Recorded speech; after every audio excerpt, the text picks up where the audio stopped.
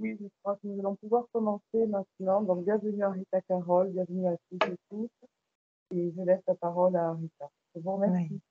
Voilà, je remercie Marie-Luce et le Canopé pour cette invitation. Et vous m'entendez? Ça va? Je me présente brièvement. J'ai donc enseigné la didactique de l'allemand à l'Université de Strasbourg. Et en même temps, j'étais formatrice dans le domaine de la langue régionale où j'ai préparé les étudiants et les enseignants du premier et second degré à l'enseignement bilingue. Donc, la question que je voudrais aborder aujourd'hui avec vous est donc une question qui m'a poursuivi toute ma carrière professionnelle. Comment enseigner une matière scolaire non linguistique dans une langue étrangère, c'est-à-dire il faut prendre le mot étranger au sens propre du mot, c'est-à-dire l'enseignement se fait dans une langue qui n'est pas maîtrisée par les élèves. Et les élèves, donc, en Alsace, il faut dire qu'ils parlent de moins en moins la langue régionale à la maison et la rencontrent souvent essentiellement à l'école.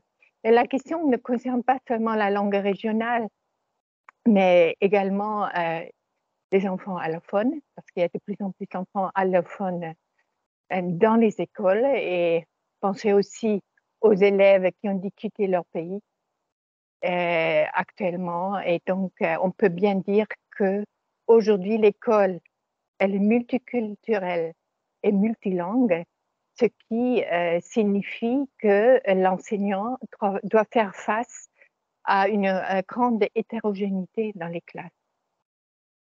Alors, on peut se demander à quoi ça sert ou pourquoi c'est important que les élèves apprennent la langue de l'école. Et la réponse est donnée par des études internationales, dont PISA, qui a établi un lien entre la compétence langagière et le décrochage scolaire. Ce qui veut dire que les élèves qui ne savent pas parler sont considérés comme nuls, comme incapables d'esprit critique. L'absence de compétences produit également la démotivation, les décrochages scolaires, et ce qui a bien sûr des conséquences sur l'accès au marché du travail et à la participation publique, à la vie publique future. Et donc, pour éviter justement le décrochage scolaire, l'école elle doit jouer un rôle stratégique. Elle doit développer des méthodes qui prennent en compte la dimension linguistique des opérations destinées aux apprentissages disciplinaires. Et cette nécessité concerne en fait toutes les matières scolaires parce que le langage verbal est indispensable partout, parce que les connaissances ne sont pas toujours accessibles par la visualisation, par les perceptions ou par l'expérience immédiate. Et il y a des concepts qui reposent, ou leur acquisition repose sur des opérations qu'on ne peut faire qu'avec les actes de langage. Et n'oublions pas non plus que l'apprentissage est d'abord un processus social. Nous apprenons dans les échanges, dans l'interaction en classe. Et dans ces interactions, nous transposons le savoir, les élèves le déconstruisons, le mémorisons, le réappliquons dans l'interaction. Et en fait, donc l'élève, il doit savoir parler pour apprendre, il doit analyser, classer, expliquer, etc.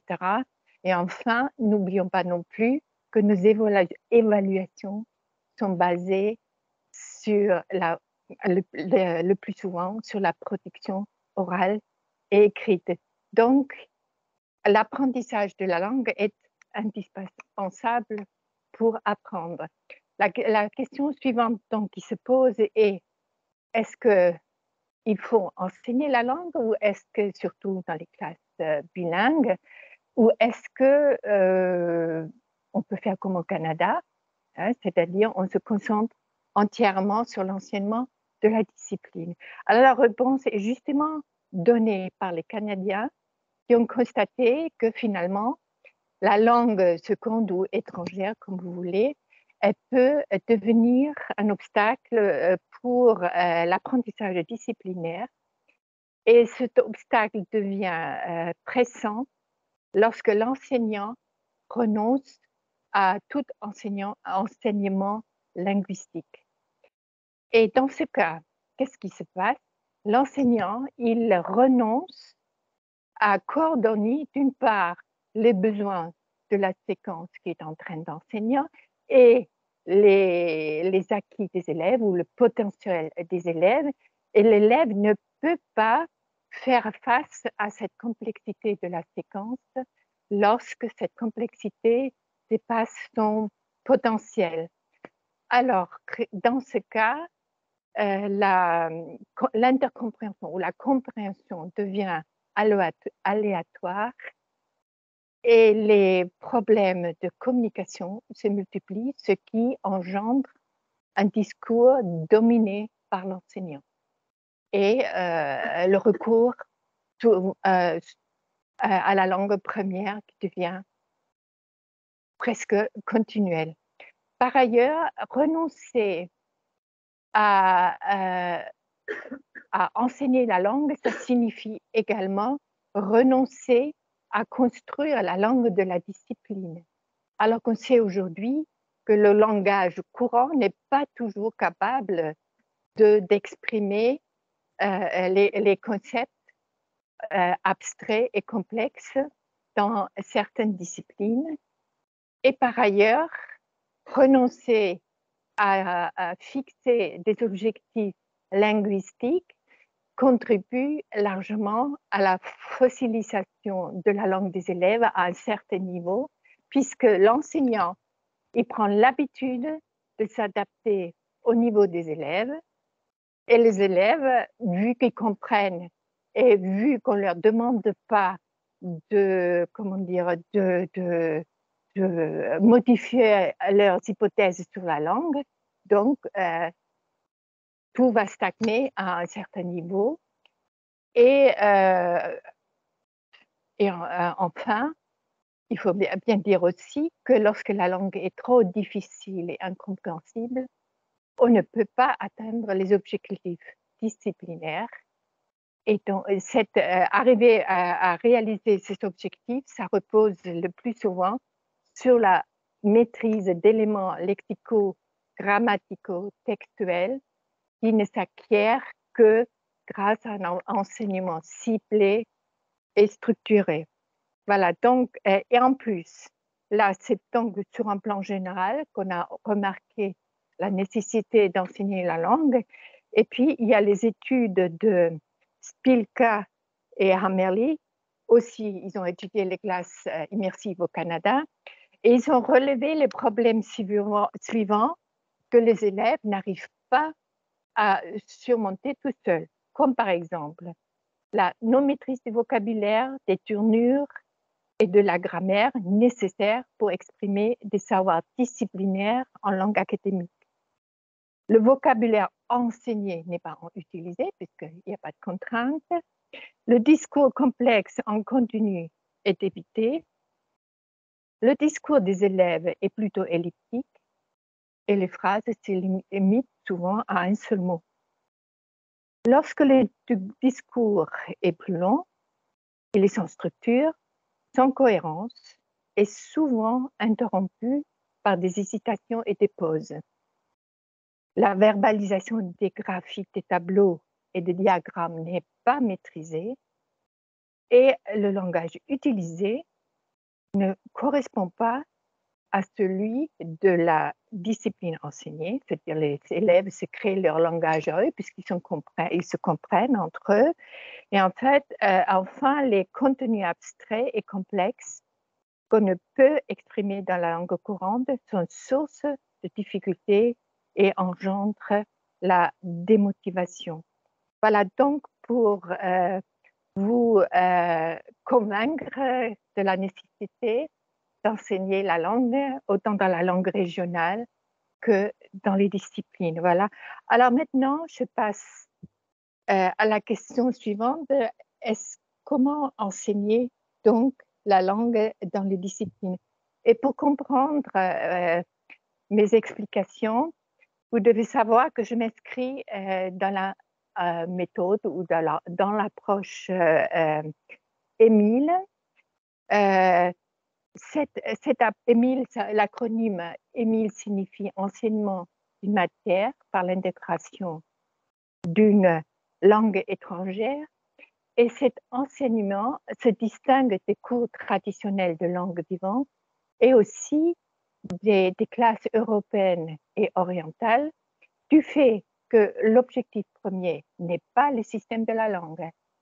La progression n'est pas linguistique, mais l'objectif prioritaire, c'est la discipline et la progression, elle est disciplinaire. Et donc, cet enseignement n'est pas dispensé, par exemple, par le fait de plonger les élèves dans un bain de langue ou de traduire un cours conçu en langue première, on le traduit en langue seconde. Mais l'enseignant, comment dire, il est obligé de construire une architecture complexe et cette architecture se construit, se réalise lors de la planification des cours en plusieurs étapes successives que je vais vous montrer tout à l'heure, justement pour intégrer les 4 domaines qui justement intègrent l'enseignement Émile, qui sont la discipline, qui est au cœur donc, de cet enseignement. Vous avez la communication, mais également la culture. Pourquoi la culture? Parce qu'il y a des connaissances qu'on ne peut pas comprendre si on ne change pas de perspective. Vous partez de votre propre culture et il faudrait parfois se mettre à la culture de l'autre. Et le savoir apprendre prend en compte le fait que en classe bilingue ou dans les disciplines, les élèves sont très vite confrontés à la complexité de la langue. Et l'enseignant ne peut pas toujours rendre compte de toute la complexité. Donc, les apprenants ont besoin de stratégies justement pour contrôler leur apprentissage et aussi pour acquérir une certaine autonomie. Alors, vous voyez que ce graphique vous montre que finalement cet enseignement Émile, c'est assez complexe, mais aujourd'hui, je me contenterai juste de traiter donc la relation entre discipline et communication. Et donc, j'aurai un regard ou une perspective réduite. Et en plus, je me contenterai de vous montrer comment, lorsque vous planifiez votre séquence de cours, comment vous pouvez tenir compte de l'enseignement de la langue. Alors, il y a eu des enseignants qui m'ont dit, mais qu'est-ce que vous voulez?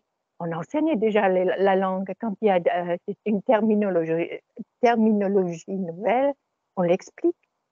Mais il faut bien dire, ce n'est pas suffisant. La communication ne se réduit pas à savoir comprendre, lire et produire un mot, mais il s'agit de communiquer, d'agir avec la langue sous tous les aspects de la construction du savoir. C'est-à-dire, il faut comprendre, il faut comprendre les problèmes, les concepts, les textes, les énoncés. Il faut savoir négocier le savoir. Il faut pouvoir le déconstruire, mémoriser, le réutiliser. Donc, pour rendre compte donc de l'apprentissage de la communication, l'enseignant, en fait, il est confronté aux 4 questions suivantes. Premièrement, quels sont les objectifs disciplinaires de la séquence.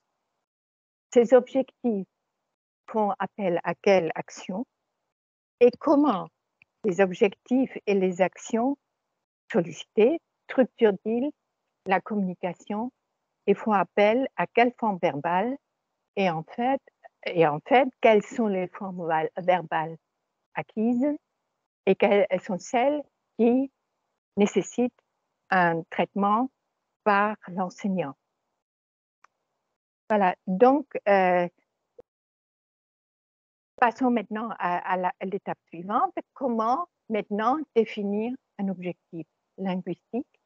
Et là, je vous propose d'abord d'analyser les paramètres qu'il faut respecter lorsque vous définissez un objet linguistique. C'est-à-dire d'abord, il faut rendre compte du domaine d'analyse. Ensuite, quel mode de communication est concerné par l'objectif? Quel est le contenu de l'objectif?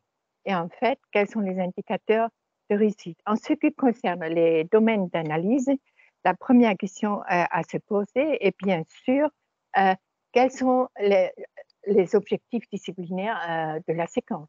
Chaque séquence a des objectifs globaux, un ou plusieurs objectifs, dont il s'agit de définir donc la forme linguistique.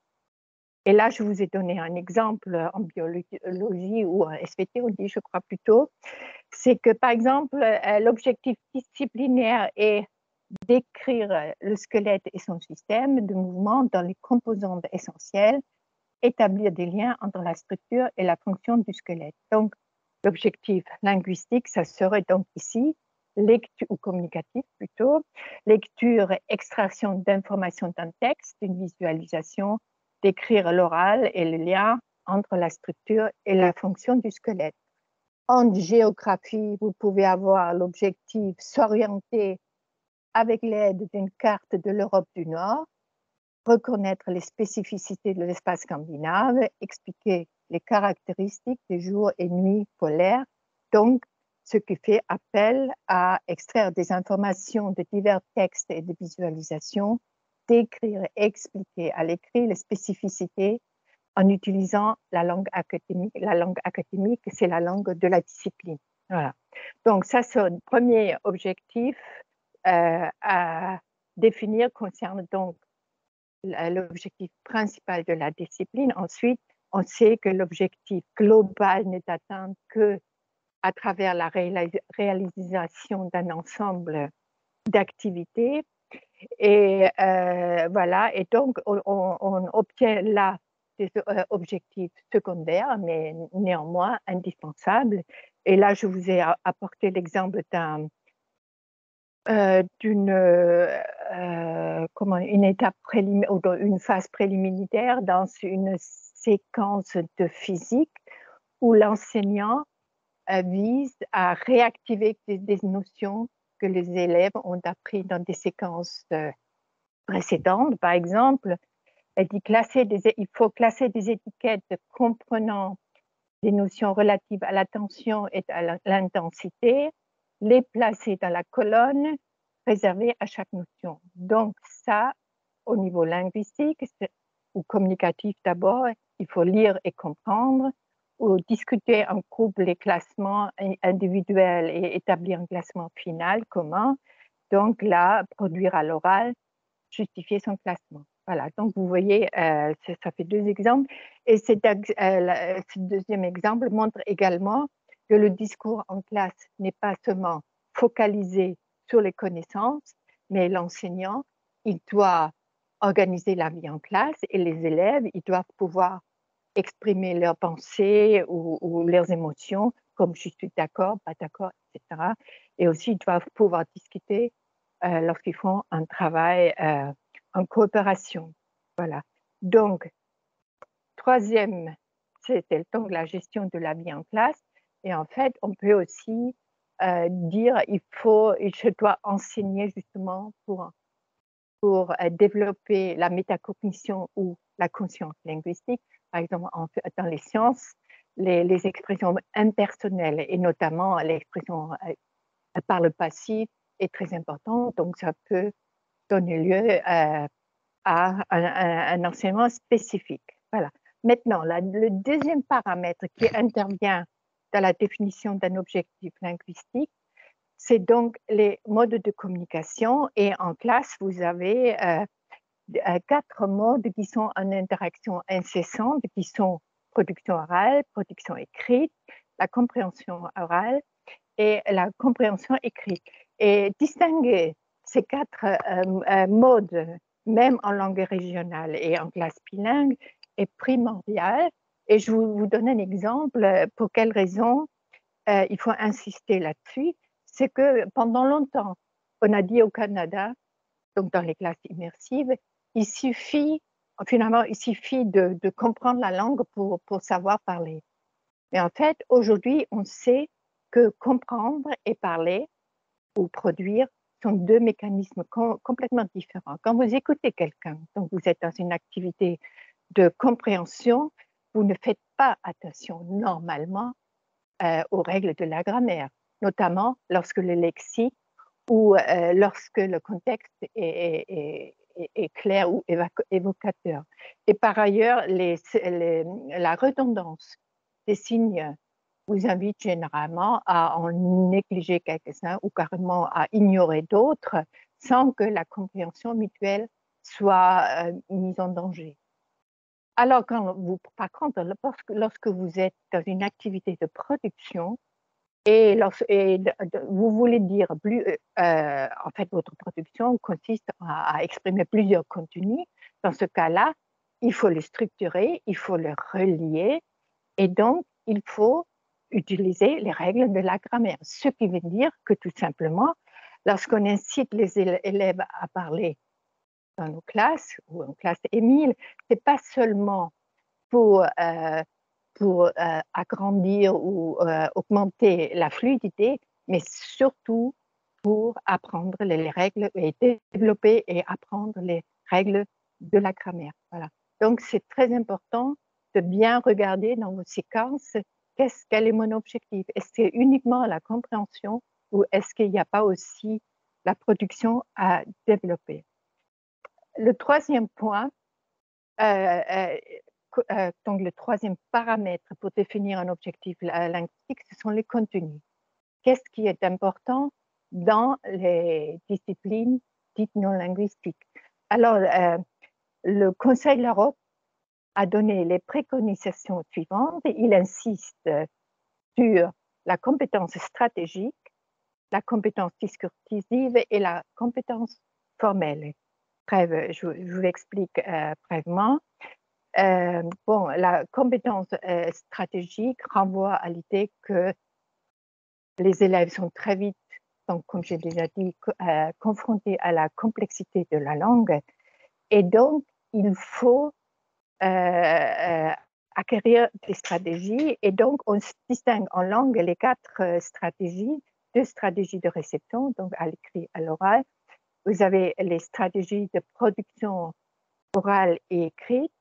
Et aussi, il y a les stratégies de communication, appelées aussi de compensation, qui permettent de surmonter les difficultés rencontrées. Je vous donne un exemple, par exemple, au niveau de la compréhension orale. Bon, vous enseignez l'attention sélective, ce qui veut dire, qu'est-ce qui fait l'élève? Il doit apprendre à se dire, je vérifie si j'ai compris les consignes. J'observe la mimique et la gestuelle du locuteur. Ou faire des inférences signifie j'apprends à vivre avec l'incertitude. Lorsque je ne comprends pas tout de suite, je devine. Je regarde les images, les titres, afin de voir si cela me permet de deviner de quoi il va être question, et je déduis de la signification à partir de mots connus, etc. etc. Vous voyez, c'est des stratégies que les élèves ne connaissent pas forcément. Donc, il est utile de les enseigner et de les appliquer systématiquement. En fait, qu'est-ce qu'on entend par compétence discursive? C'est que donc des verbes ou des opérateurs et des unités textuelles qui ont pour particularité de représenter en quelque sorte la pensée scientifique en indiquant la procédure à suivre pour arriver à une fin déterminée. Je vous donne des exemples là. Vous avez par exemple, l'élève il doit faire un compte rendu, c'est-à-dire ce qui veut dire, il doit présenter un phénomène de façon factuelle. Il doit communiquer alors les méthodes, les résultats et les conclusions. Voyez. Et ça, c'est par exemple, ou pareil pour description, représenter les caractéristiques du phénomène observé, etc. Voilà. Donc, vous voyez là, ça c'est par exemple la compétence discursive est très peu enseignée à l'école. Alors que c'est vraiment ça qui fait finalement le discours scientifique. Et ça a été longuement traité par le Conseil de l'Europe dans les années 2010 jusqu'à 2015 et à peu près. Si vous avez envie de vous informer à ce propos, il y a beaucoup de textes qui sont sortis en français et en anglais. Voilà. Et donc, il y a aussi la compétence formelle. Donc, chaque élément d'une langue peut faire l'objet d'un enseignement. Vous choisissez les éléments qui, dans votre séquence, apparaissent de façon naturelle et en nombre. Et l'enseignant, il s'abstient d'enseigner les finesses de la grammaire qui n'ont aucune utilité pour une séquence, puisqu'il faut savoir que dans les classes Émile, les élèves, ils focalisent sur le contenu et non pas sur la forme. Et un enseignement décontextualisé est généralement sans aucun effet. Donc, et en dernier paramètre, c'est les indicateurs de réussite, c'est-à-dire à un moment donné, après une étape ou en fin de séquence, il est utile quand même de se poser la question comment je peux savoir que les objectifs ont été atteints. Voilà, l'apprenant sait, il sait faire, et l'apprenant est conscient de. Voilà. Ça, c'est donc pour vous rappeler les paramètres d'un objectif linguistique. Maintenant, la question est bien sûr, comment fait-on lorsqu'on est en train de planifier une séquence de cours? Et pour intégrer donc le contexte d'enseignement, il est utile de procéder à deux types d'analyse. Premièrement, quels sont les besoins linguistiques de ma séquence? Et deuxièmement, quels sont les acquis disponibles auprès des élèves? Et la comparaison des deux vous permet d'une part de déterminer des obstacles potentiels au niveau de la compréhension et aussi de définir en fait les éléments que les élèves doivent apprendre. Voilà. Donc, pour comprendre maintenant, alors comment définir les besoins d'une séquence, je vous propose cette schématisation qui en fait est composée de deux parties. Vous avez d'une partie la démarche disciplinaire avec les activités communicatives, les activités de langage qui sont associées à cette démarche. Et ensuite, en dessous, vous rendez visible le lexique, la syntaxe ou le texte qu'il faudrait soumettre à un traitement. Voilà, je m'explique. Hein. Donc, cette démarche repose sur l'hypothèse que le fait d'enseigner une discipline en langue étrangère, en langue non maîtrisée, ne peut pas avoir pour conséquence qu'on modifie profondément donc la démarche disciplinaire, mais c'est cette démarche qui sert de point de départ pour définir justement les actions et les textes linguistiques. Et donc, à partir de la démarche, vous pouvez, comme on a vu tout à l'heure, définir les activités communicatives et mettre dans cette rubrique, par exemple, comprendre, parler, lire, etc. Et cette rubrique vous permet en fait d'avoir une vue sur votre manière de gérer la communication en classe. Par exemple, si vous êtes un fan, disons, du coup frontal et de monologue, vous mettez toujours qu'est-ce qu'il doit faire l'élève, comprendre, comprendre, comprendre. Donc, vous savez maintenant que comprendre ne veut pas dire apprendre à produire. Donc, vous voyez que vous avez vraiment intérêt de proposer d'autres activités où on peut apprendre à parler. Les actes de langage et le genre discursif indiquent qu'est-ce que l'élève doit faire avec les langages. Il doit résumer, il doit écrire, il doit analyser. Et cette rubrique, si vous mettez ça, donc vous définissez ça bien sûr à partir de votre démarche, ça vous permet de définir deux choses. Premièrement, lorsqu'il y a un acte de langage qui revient fréquemment, vous pouvez imaginer ou penser que c'est vraiment un acte de langage prototype pour ma discipline. Donc, ça vaut vraiment la peine de donner le forme verbale pour exprimer cette activité ou cette action de façon appropriée.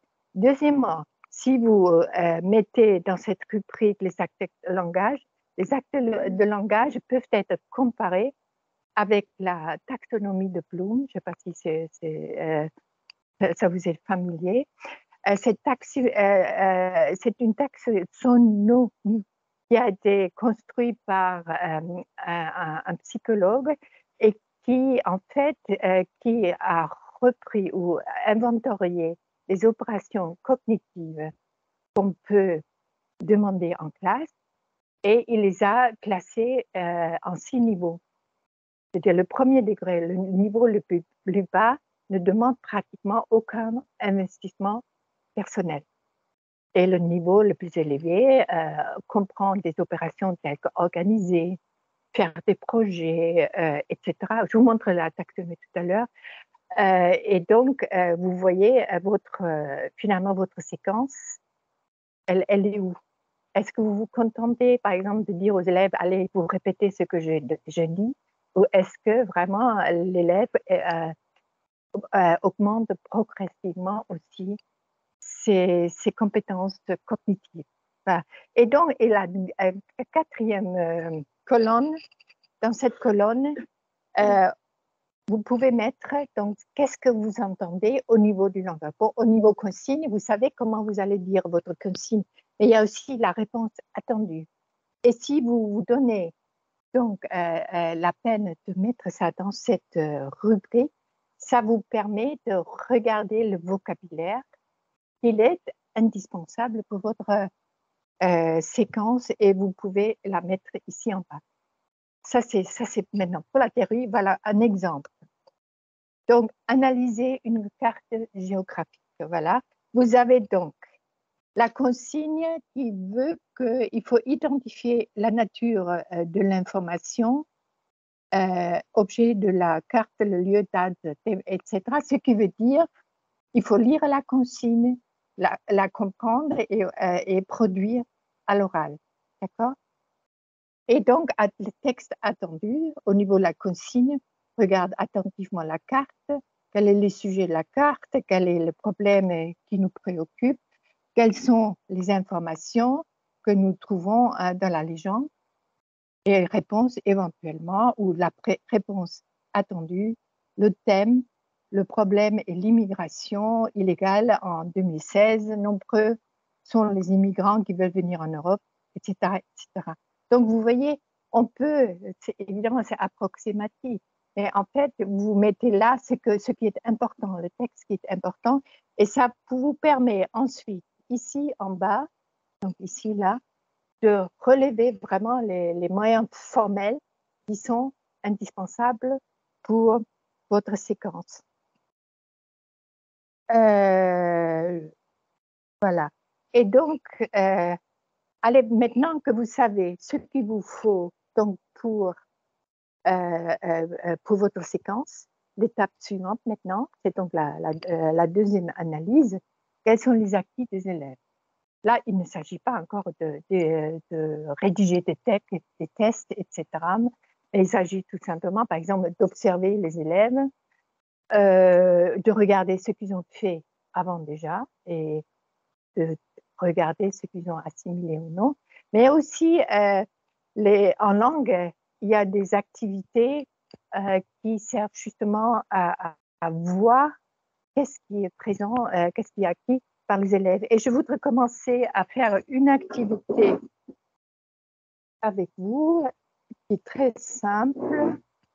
Ça s'appelle un associogramme. Je ne sais pas si vous connaissez un associogramme. C'est-à-dire, vous voyez, je mets au tableau un mot ou un concept de la séquence, mais là, on va improviser, on va prendre un concept corse, si vous voulez bien, qui est d'actualité. Et je mets ici, obligé de faire en français, bien sûr, c'est sanglier. Bon, ça va faire partie de votre séquence. Alors, je vous demande spontanément de me dire un mot ou deux mots. Vous pensez spontanément à quoi lorsque vous entendez le mot sanglier? Imaginez, vous êtes un contexte langue étrangère, hein, d'accord? Donc, alors, dites-moi un ou deux mots.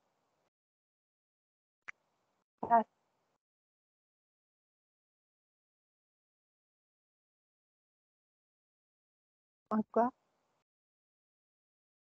Défense? Si je fais des fautes d'orthographe, vous me le dites. Hein. Vous dites? Forêt. Moi, j'aurais dit poubelle. Pas seulement forêt, poubelle. Bon, ça suffit. C'est juste pour le... Vous dites? Ah, vous dites ravage. Hein? Ravage. Voilà. Donc, vous avez collectionné des mots. On n'arrête plus, là. Il y a un problème. Super, super. Ah oui, c'est ça le chat. Voilà. Alors, donc, vous avez quelques mots-clés. Alors, maintenant, vous pouvez demander chasse. Qui c'est qui a dit la chasse? Pourquoi?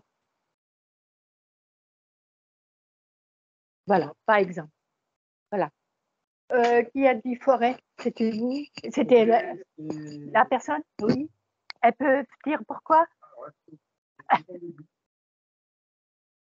Monsieur Perrou, est-ce que vous pouvez me dire pourquoi vous pensez à la forêt? Oui, bonjour. C'est le premier mot qui m'est venu parce que j'en ai croisé Pas le dire. aux abords des forêts. Ah, d'accord. Quand même parce que ravage, c'est encore sur un... Voilà. Donc, vous voyez, à partir des mots-clés, vous pouvez demander qu'on formule après. Donc, d'abord, spontanément, formule. Vu que c'est au début d'une séquence, évidemment, les élèves ne maîtrisent pas forcément le vocabulaire. Donc, ils ont le droit de le dire dans la langue qu'ils peuvent le dire. Et vous, après, vous pouvez le traduire dans votre langue ou dans la langue de votre cours, etc. Ça s'appelle un associogramme.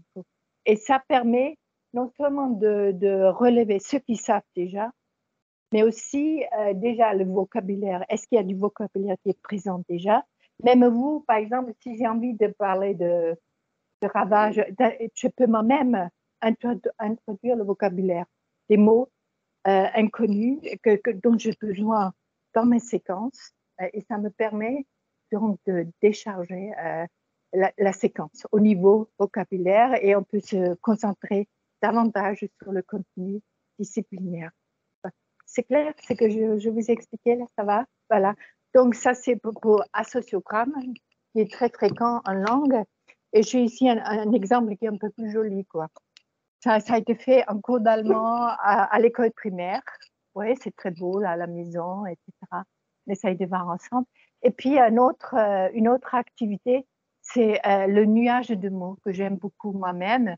En fait, là, dans ce nuage, vous mettez par exemple tous les mots importants de votre séquence. Vous connaissez peut-être déjà, vous les mettez dedans et ça vous permet déjà de demander aux élèves, est-ce que vous, on va parler de quoi? Est-ce que vous avez une idée de ce que ça veut dire?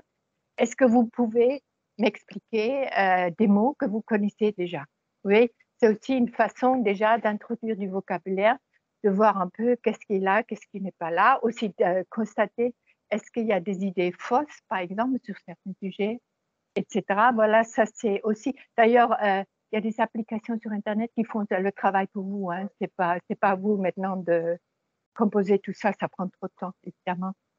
Et voilà, et puis il y a aussi des activités écrites comme ça, vous donnez un mot-clé de la séquence ou une phrase comme exemple. La métropole, donc en géographie, est une grande ville importante et les élèves, ils complètent.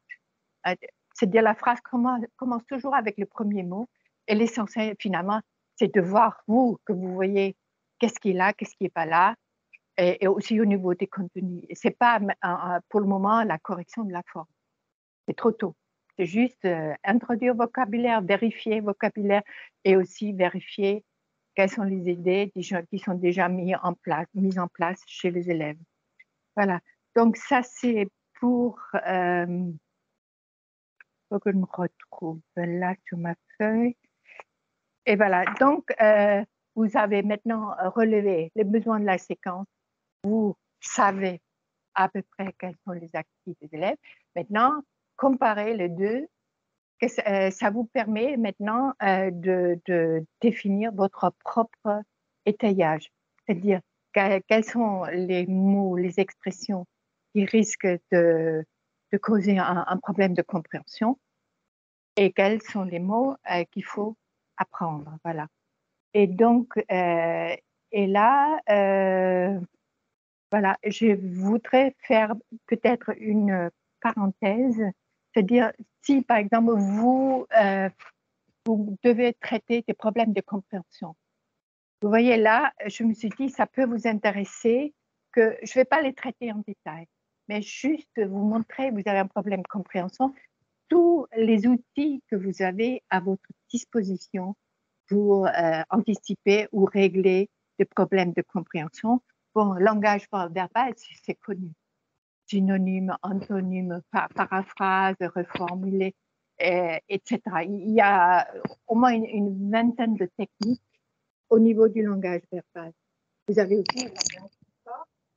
Ah, c'est tombé là. J'espère que ça ne pose pas de problème. Ça va aller?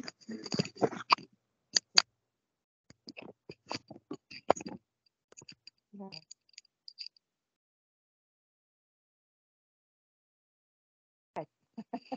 Donc, langage du corps, évidemment, bon, il n'y a pas seulement la gestuelle, il y a plein de gestes qu'on peut faire, évidemment, mais aussi, moi, je vis, par exemple, à l'école primaire, il y a des enseignants qui sont très bons dans l'accompagnement des explications avec les mains.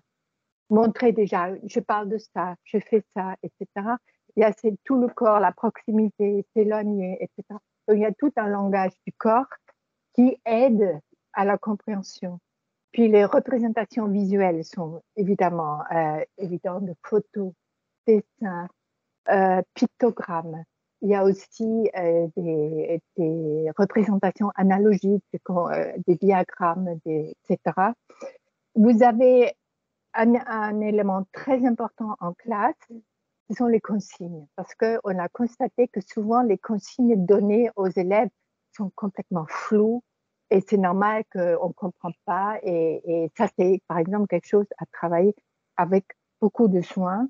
Langage de l'enseignant, évidemment, il y en a qui partent trop vite, il y en a qui ne laissent pas le temps, il y en a qui ne donnent pas le modèle à suivre, etc. Et il y a des pratiques d'étayage que je reprendrai après.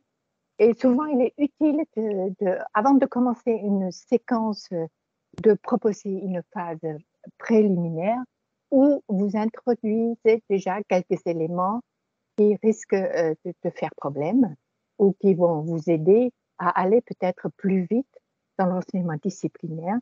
Et puis, il y a aussi plein de techniques concernant le travail du vocabulaire.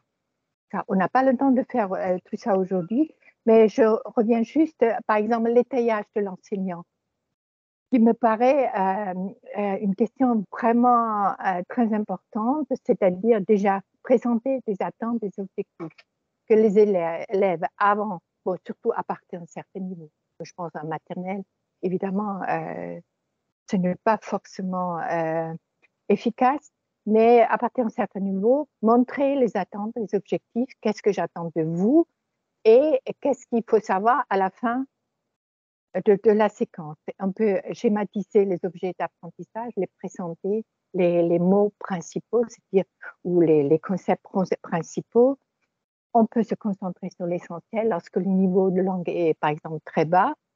Il y a progression à petits pas, création de contexte perceptible, c'est-à-dire avant de passer à l'abstrait, on essaye d'introduire certains éléments par des éléments concrets. Passage de la langue maîtrisée, c'est-à-dire au langage courant, avant de passer au langage de la discipline. Donner des exemples des modèles de référence, appliquer ou pratiquer les stratégies de compréhension et aussi encourager les élèves à des prises de risques. Je veux dire par là, tu peux te tromper, c'est pas grave, mais il faut prendre des risques. Voilà, ça c'est quelques idées concernant l'apport de l'enseignant. Et je voudrais, pour la compréhension, vous présenter aussi ce tableau qui a été conçu par Leisen, c'est un didacticien de physique en Allemagne, et il veut montrer avec ces éléments tous les moyens qu'on a à notre disposition pour exprimer de la signification. Vous voyez, par exemple, là en bas, on comprend les mots à travers l'action. Par exemple, manger. Les enfants qui apprennent le mot manger, c'est qu'ils sont en train de manger. Mais aussi l'interaction, c'est-à-dire entre deux personnes. Et là, je peux vous renvoyer à une lecture de Jérôme Brunner, son livre qui est assez ancien déjà, qui s'intitule, je crois, Comme un enfant apprend à parler. Et là, il montre très bien comment l'enfant apprend d'abord à agir avant de comprendre ce que dit sa mère. Donc, c'est pour la langue première. Hein. Mais dans la publication EduSchool, on parle du rôle de l'enseignant dans ces situations-là. Et si vous avez le temps de relire ça, c'est encore beaucoup plus intéressant de regarder comment on apprend le langage. Vous voyez? Et ça, c'est par exemple particulièrement utile aussi pour les enfants en maternelle qui sont qui travaillent dans les langues régionales et étrangères peut-être. Là, ici, ça veut dire le deuxième élément, c'est apprendre en faisant des expériences. Bon, ça c'est par exemple souvent en sciences, etc. Vous avez des objets concrets. Un autre langage sont les visualisations, évidemment, photos, dessins, pictogrammes, etc. Et là, deuxième élément, ici, là, c'est une pellicule cinématographique. Bon, c'est ancien maintenant, on le fait beaucoup. Mais en classe, c'est très utile, par exemple, pour montrer des séquences d'action ou l'enchaînement de différents éléments. Voilà, donc vous avez plusieurs types de visualisation. Pareil pour le langage verbal, il y a par exemple les bulles que vous trouvez dans les BD. Vous combinez images et bulles, vous avez mind map, vous avez que les mots-clés qui quand même permettent par exemple de reconstruire une histoire. Et vous avez les genres discursifs comme compte-rendu, protocole, etc., qui sont organisés de différentes manières. Donc déjà, ces structurations permettent déjà, souvent, quand vous lisez un texte, de comprendre combien d'éléments sont importants dans le texte. Et puis là, au-dessus, évidemment, vous avez les symboles, différents types de symboles, comme les tableaux aussi, etc., ou le plus abstrait pour Leisen, ce sont les formules, soit en mathématiques, soit en chimie, etc. Oui. Donc, quand vous voyez toute cette panoplie d'outils qu'on a à notre disposition, et là, je me permets de faire une remarque personnelle, je me demande si effectivement l'hypothèse est vraiment juste de dire ce qu'on lit souvent dans des textes scientifiques, que pour pouvoir participer à des disciplines non linguistiques, il faut, donc en langue étrangère, il faut au moins avoir un niveau B1, B2. Donc ça renvoie donc au cadre européen commun de référence, et c'est un niveau qui est presque niveau bac. Et là, quand on voit tout ce qu'on a, on peut vraiment douter si vraiment, si c'est justifiable. Parce qu'un enseignant qui maîtrise vraiment tous ces outils-là, je pense qu'il peut vraiment beaucoup faire sans qu'il soit obligé de passer par le langage verbal. Et tous ces éléments peuvent, par exemple, donner accès au langage verbal, peut l'accompagner. Et aussi, on peut utiliser aussi au niveau de l'évaluation, etc. Vous voyez. Donc, je pense au niveau compréhension, c'est vraiment essentiel finalement de se faire soi-même tout un ensemble, de rassembler des outils, quoi. C'est ça que je voulais dire. Voilà. Donc, ça, c'est pour la compréhension. Maintenant, au niveau de comment l'enseignant il peut promouvoir la communication orale. Et là, moi, personnellement, je distingue 3 niveaux. Vous avez d'abord des facteurs, disons, très généraux, comme par exemple la gestion de la communication. Lorsque l'enseignant est adepte du cours frontal, évidemment, les élèves ont peu d'occasion de s'exprimer. Vous avez donc l'environnement cognitif et linguistique, comment le langage est utilisé, comment est structuré le cours, est-ce qu'il est clair, cohérent, etc. Vous avez le discours de l'enseignant et aussi également la correction des erreurs. Hein, je ne veux pas en parler aujourd'hui.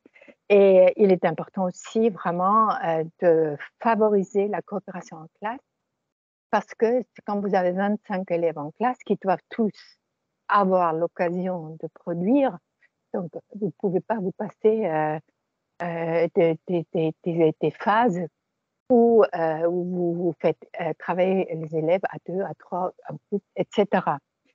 Ensuite, pour mémoriser certains mots, certaines expressions, structures, vous savez que l'élève, ou l'apprenant, il doit avoir l'occasion de réutiliser ces structures dans différents contextes. Il ne s'agit pas de faire répéter comme un perroquet.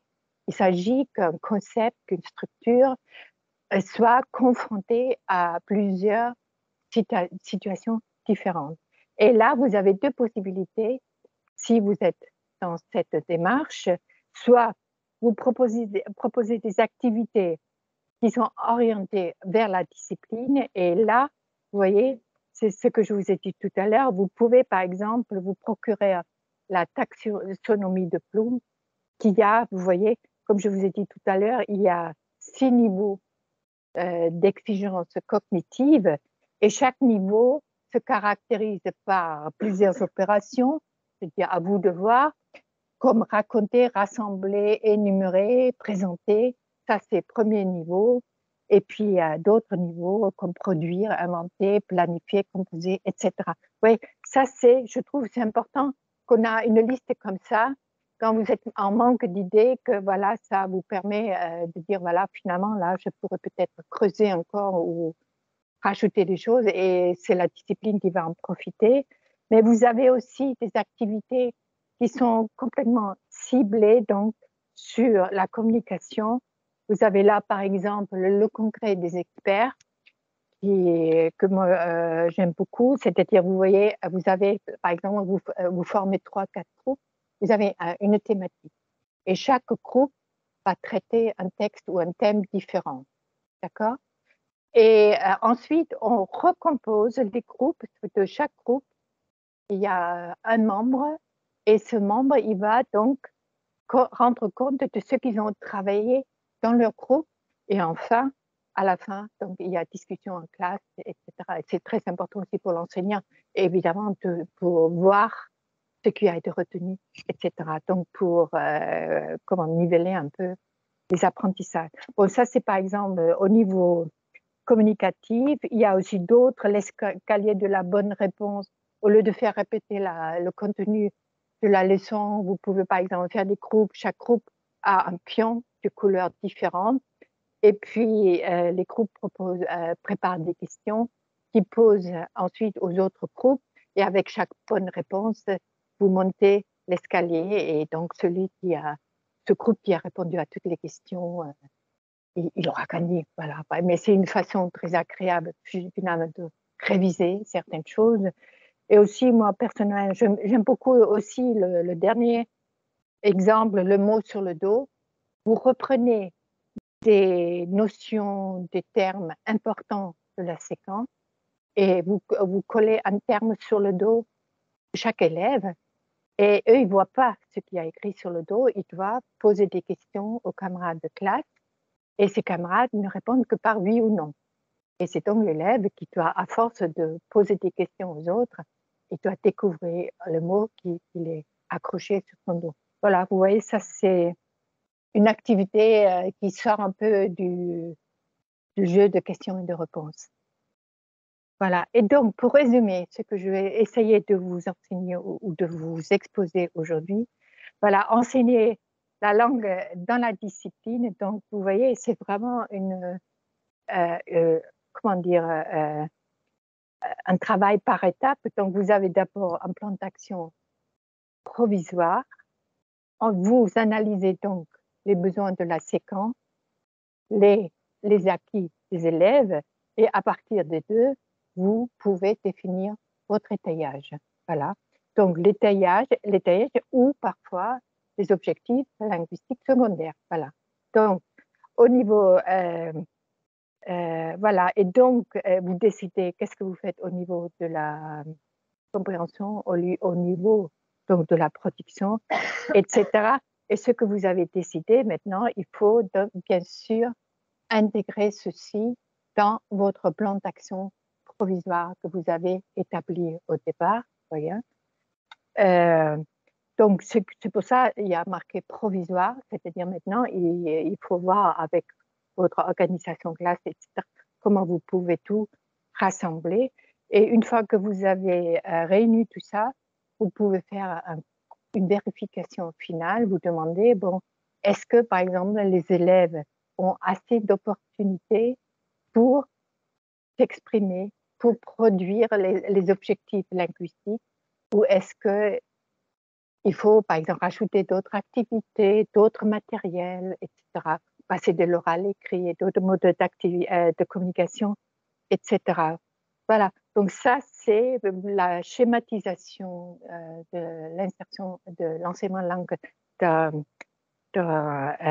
l'apprentissage disciplinaire. Évidemment, vous pouvez me dire maintenant, mais c'est vraiment, c'est du travail et ça prend du temps. Sauf que là, on a envie de répondre que premièrement, la réussite de votre séquence dépend de la maîtrise du langage. Et donc, le langage ou l'apprentissage du langage ne peut pas rester implicite. Et deuxièmement, ce schéma ou cette schématisation, elle prend en compte le potentiel des élèves et évite une surcharge cognitive, ce qui contribue certainement à la motivation et à une meilleure communication. Et troisièmement, le temps que vous investissez dans l'apprentissage de leur langue ça fait des élèves des meilleurs utilisateurs et donc à long terme, c'est de meilleurs, vous gagnez du temps puisque la langue est mieux maîtrisée. Et il faut dire également qu'un cours bien préparé peut être réinvesti à plusieurs reprises. Voilà ce que je voulais vous dire aujourd'hui.